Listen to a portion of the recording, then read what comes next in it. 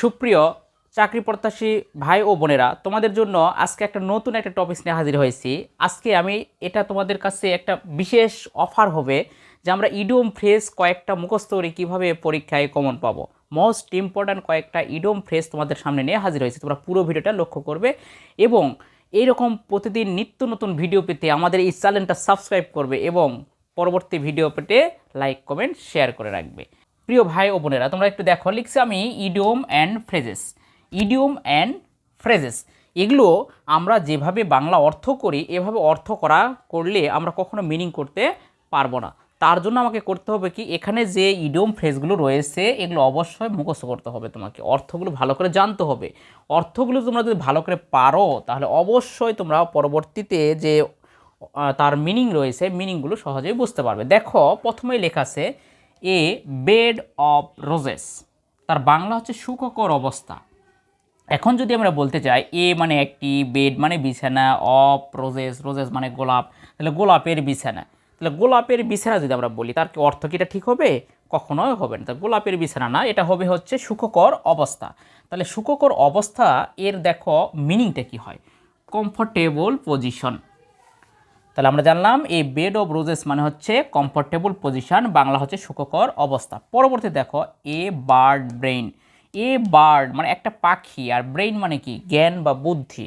তাহলে a bird brain একটা পাখির বুদ্ধি। তাহলে একটা পাখির বুদ্ধি যদি হয় সেটা কেমন হবে? তাহলে অবশ্যই এটা বোকা ব্যক্তি হবে। কিন্তু আমরা যদি বলি একটি পাখির বুদ্ধি, কেমন করে মনে রাখবো? সম্ভব কি এটা? সম্ভব নয়। তাহলে আমাদের মনে রাখতে হবে কি, দেখো এ বার্ড ব্রেইনের অর্থ হচ্ছে বোকা ব্যক্তি। এর ইংরেজি অর্থটা হবে এ স্টুপিড পারসন। আর আমরা সকলে জানি স্টুপিড মানে কি বোকা, আর পারসন মানে ব্যক্তি। এরপরে পরেরটা দেখো এ বোল্ড ফ্রম দ্য ব্লো মানে কি বিনা মেঘে বজ্রপাত। বিনা মেঘে বজ্রপাত অর্থাৎ যখন আকাশে মেঘ জমে নেই কিন্তু অথচ গর্জন করতেছে, সেটাকে বলা হবে বিনা মেঘে বজ্রপাত। এর অর্থটা কি দেখো, অ্যান আনএক্সপেক্টেড ক্যালামিটি, অর্থাৎ বিনা মেঘে বজ্রপাত। পরবর্তীতে দেখো এ বুল মার্কেট। বুল মানে কি ষাঁড়, মার্কেট মানে কি বাজার। তাহলে ষাঁড়ের বাজার, তাহলে ষাঁড়ের বাজার সবসময় ঊর্ধ্বগামী হয়। তাহলে এখানে দেখো লেখা আছে এ বুল মার্কেট মানে মূল্য বৃদ্ধি। এর ইংরেজি অর্থটা হচ্ছে share prices are rising. Are rising মানেই হচ্ছে বৃদ্ধি। শেয়ার প্রাইজেস আর রাইজিং, মূল্য বৃদ্ধি। নেক্সট সেন্টেন্সটা তোমরা লক্ষ্য করো, এ কক অ্যান্ড বুল স্টোরি, তার বাংলা হচ্ছে আষাঢ়ের গল্প। এখন আষাঢ়ের গল্প মানে মিথ্যা গল্প। আষাঢ়ের গল্পের আমরা বাংলা অর্থ জানি, বাগধারা করলে হয় মিথ্যা গল্প। তাহলে এখানে লেখা আছে এ কক অ্যান্ড বুল স্টোরি। তাহলে এ কক মানে একটা মুরগি, অ্যান্ড বুল স্টোরি এবং বুল মানে ষাঁড়, স্টোরি মানে গল্প। তাহলে একটা ষাঁড় এবং মুরগির গল্প। তাহলে এটা কেমন হলো? সেটা হচ্ছে একটা মিথ্যা গল্প। তাহলে কি হবে দেখো, a false story, a false story. Next দেখো এ ডার্ক হর্স। এ মানে একটি, ডার্ক মানে অন্ধকার, হর্স মানে ঘোড়া, একটা অন্ধকারের ঘোড়া। একটা অন্ধকারের ঘোড়া হলে সেটি কি হয়? বোকা, অজ্ঞাত পরিচয়ধারী হয়। কি হয়? অজ্ঞাত পরিচয়ধারী। অন্ধকারে যদি আমরা সেটা অজ্ঞাত মানে চিনি না যাদেরকে, তাহলে অজ্ঞাত পরিচয়ধারী। তাহলে অ্যান্সারটা কি হবে দেখো, an unknown man surprising by his qualities. অর্থাৎ একজন অপরিচিত ব্যক্তি বা অজ্ঞাত ব্যক্তিকে আমরা সাধারণত বলে থাকি এ ডার্ক হর্স, অর্থাৎ তারপরে লেখা যায়। পরবর্তী দেখো এ ফলগু। এ ফলগু মানে কি বলির পাঠা বা বোকা। এ ফলগু মানে বোকা, তার আরেকটা অর্থ হচ্ছে বলির পাঠা। আর বলির পাঠা কাকে বলে? যারা বিশেষ করে বোকা টাইপের তাদেরকে আমরা ফলগু বলে থাকি। ঠিক আছে, তাহলে এটাকে হবে দেখো সিলি পারসন। সিলি পারসন মানে বোকা ব্যক্তি। পরবর্তী দেখো লেখা আছে a green horn. Green horn, এখন গ্রিন, গ্রিন মানে সবুজ, হর্ন মানে কি শিং। তাহলে সবুজ শিং, তাহলে কেমন হবে এটা? এটা কোনো অর্থ হলো? এটা অর্থ নয়। তাহলে অর্থটা কি হবে দেখো, এই গ্রিন হর্ন যখন আমরা কোথাও দেখতে পাবো তখন সেটা হবে অনভিজ্ঞ লোক। অনভিজ্ঞ লোকের অর্থটা হচ্ছে অ্যান ইনএক্সপিরিয়েন্ট পারসন অথবা এ র, যে কোনো একটা আমরা বললে অ্যান্সার কমপ্লিট। তোমরা অপশানে দেখবে যে এইগুলোর মধ্যে কোনোটা একটা রয়েছে।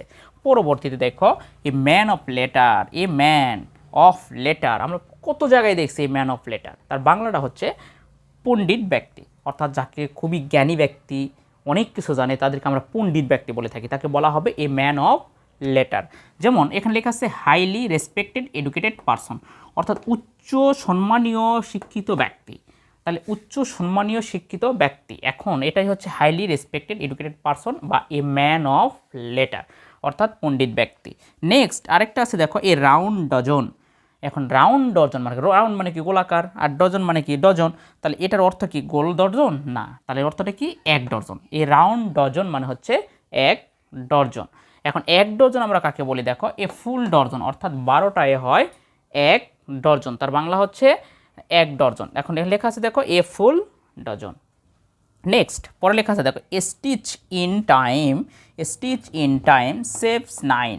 এটা আমরা একটা প্রবাদ বাক্য, এটাকে আমরা বলে থাকি সময়ের 1 ফোর অসময়ের 10 ফোর, অর্থাৎ সময়ের কাজটা যদি সময় আমরা না করি তাহলে পরবর্তীতে তুমি যতই চেষ্টা করো সেটা করা সম্ভব হয় না। তাহলে এখানে সেটাই বলা হয়েছে, এ স্টিচ ইন টাইম সেভস 9, মানে সময়ের 1 ফোর অসময়ের 10 ফোর। এর অর্থটা কি হয় দেখো ইংরেজিতে, টাইমলি অ্যাকশান। টাইমলি মানে কি সঠিক টাইমে, অ্যাকশন মানে কাজ করা, সঠিক সময়ে কাজ করা। নেক্সট সর্বশেষ যেটা আছে, এ স্টোন থ্র। স্টোন মানে পাথর, থ্র মানে কি নিক্ষেপ করা, তাহলে একটা পাথর নিক্ষেপ করা। তাহলে একটা পাথর নিক্ষেপ, পাথর সাধারণত ভারী হয় অনেক, তাহলে আমরা সচরাচর কী করি সেটা কাছাকাছি নিক্ষেপ করতে পারি, বহু দূরে নিয়ে যেতে পারি না।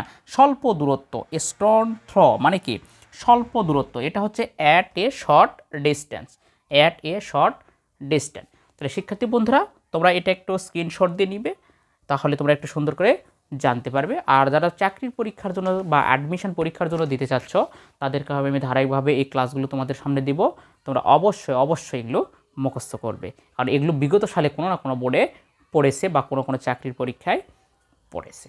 তাই তোমাদের কাছে অনুরোধ থাকবে, আমার এই চ্যানেলটা যারা সাবস্ক্রাইব করোনি তারা অবশ্যই সাবস্ক্রাইব করবে, আর ভিডিওগুলো যদি ভালো লাগে পরবর্তী ভিডিও দেখার জন্য অবশ্যই চ্যানেলটা সাবস্ক্রাইব করে লাইক কমেন্ট শেয়ার করে পাশে থাকবে।